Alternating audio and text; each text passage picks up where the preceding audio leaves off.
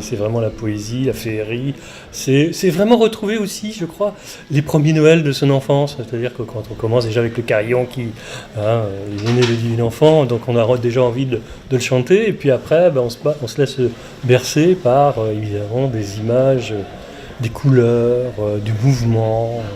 De l'humour. Moi j'ai beaucoup aimé les deux petits toucans, celui qui a le petite casquette sur la tête, c'est très très... Ouais, absolument. Non, c'est beaucoup de poésie, beaucoup de poésie. Le muséum présente lui aussi à sa façon, évidemment, le spectacle Lucia. Il y a sa partie, la partie muséum, qui est un petit peu différente de la cathédrale. On est dans un musée d'histoire naturelle, donc on va parler de nature, on va parler de biodiversité, un terme à la mode, mais qui veut quand même dire quelque chose. Donc on amène nos visiteurs, on amène notre public à rêver à une nature, une très belle nature dans le jardin du muséum. Voilà. C'est un moment de poésie, c'est un moment dans un moment dans des périodes de tension, d'avoir ces moments de poésie, c'est quand même un luxe, oui.